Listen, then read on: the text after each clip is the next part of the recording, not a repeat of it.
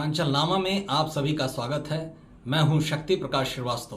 बिहार में फिर छले गए मुस्लिम। बिहार में हो रहे विधानसभा चुनाव में इस बार मुस्लिम बुरी तरह छले गए हैं। बिहार विधानसभा के चुनाव में दो ही सियासी गठबंधन हैं इस बार, जो एक दूसरे से सियासी लुकाछिपी कर रहे हैं। एक है बीजेपी नीत गठबंधन एनडीए और दूसरा है राजद कांग्रेस वाला INDIA। इसमें एनडीए के साथ मुस्लिमों का झुकाव न के बराबर है, तो ऐसे में शेष मुस्लिमों के लिए बचा है सिर्फ INDIA गठबंधन। लेकिन अफसोस कि यह जानते हुए कि मुस्लिम वोट मेरे समर्थन में है, INDIA गठबंधन के किसी भी दल ने उन्हें उनकी अपेक्षा के अनुरूप सीटें नहीं दी हैं और न ही उनके लिए कोई भविष्य के लिए वादा ही किया है। अलबत्ता उनसे कम महत्व वाले दल को चुनाव जीतने की स्थिति में डिप्टी CM का पद देने की घोषणा कर दी गई है। इस तरह ऐसा लगता है कि बिहार में एक बार फिर सियासी दल मुस्लिम प्रतिनिधित्व को नजरअंदाज करने की सियासी चाल चल रहे हैं। बीजेपी ने जहां इस चुनाव में एक भी सीट मुस्लिम को नहीं दिया है, वहीं उसके सहयोगियों ने मिलकर 5 सीटों पर मुस्लिम उम्मीदवार उतारे हैं। मुस्लिमों को इस बार INDIA गठबंधन से काफ़ी उम्मीदें थी कि वो उनको न केवल बेहतर संख्या में सीटें देंगे, बल्कि सरकार में उचित प्रतिनिधित्व का भरोसा भी देंगे। लेकिन ऐसा कुछ भी नहीं हुआ।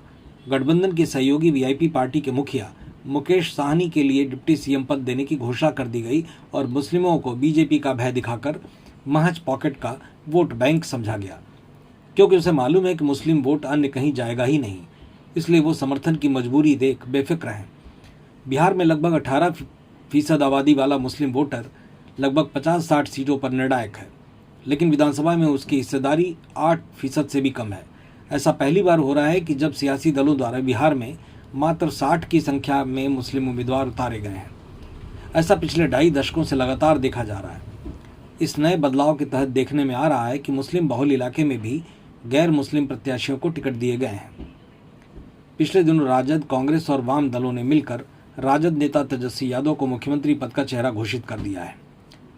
उसके एक दिन पहले ही विकासशील इंसान पार्टी यानी VIP सुप्रीमो मुकेश साहनी को डिप्टी CM पद बनाने का ऐलान किया गया।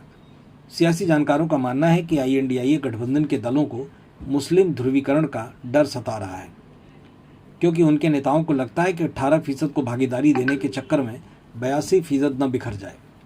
जानकारों की माने तो पिछले 2020 के चुनाव में मुस्लिमों के साथ होते हुए भी अत्यंत पिछड़ा वर्ग के वोटों के बंटवारे के चलते INDIA गठबंधन को खासा नुकसान हुआ था। इसीलिए इस बार मुकेश साहनी को आगे करके गठबंधन अपने पुराने नुकसान की भरपाई करना चाहता है और इस तरह से एक बार फिर बिहार में मुस्लिम छले गए हैं। मतलब की बात में आज बस इतना ही।